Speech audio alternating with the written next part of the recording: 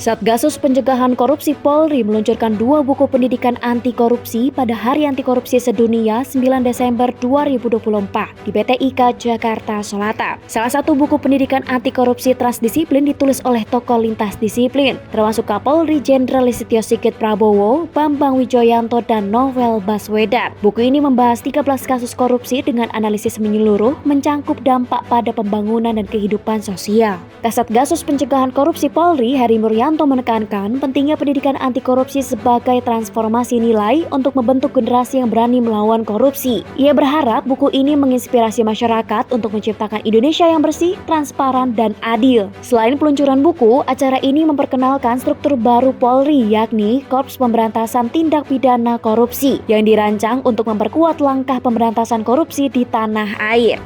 Buku pertama tadi sudah dijelaskan terkait dengan pendidikan anti transdisiplin, merupakan salah satu pendekatan pendidikan anti korupsi yang komprehensif.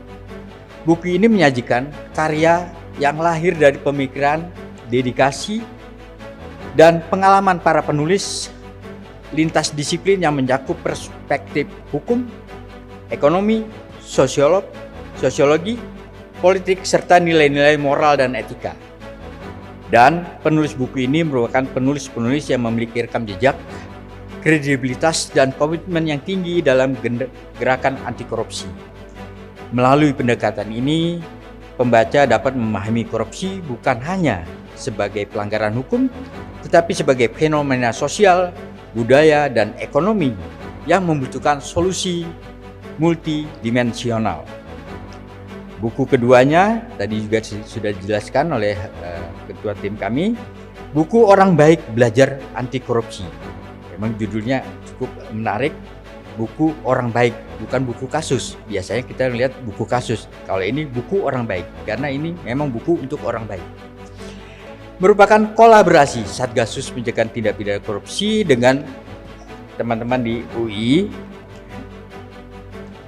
dengan menuliskan pengalaman, pelajaran, dan pengetahuan kami nih yang kami dapat waktu kami menangani beberapa perkara dengan gaya tulisan yang menyenangkan untuk dibaca.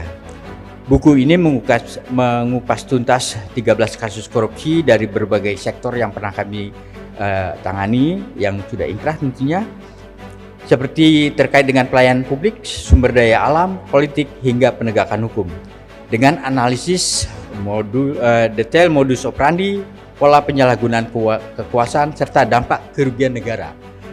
Sehingga buku ini dapat dijadikan alat pembelajaran praktis yang digunakan di ruang kelas, diskusi komunitas, maupun pelatihan bagi para penegak hukum.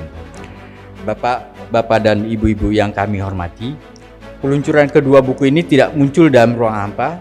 Karya ini adalah respon terhadap tantangan nyata yang dihadapi bangsa kita, di mana korupsi telah menjadi salah satu penghambat utama pembangunan. Upaya ini menunjukkan pentingnya kolaborasi lintas sektor, pemerintah, akademisi, dan masyarakat sipil tentunya, dalam memperkuat gerakan anti korupsi. Tim Liputan 100% Akurat mengabarkan.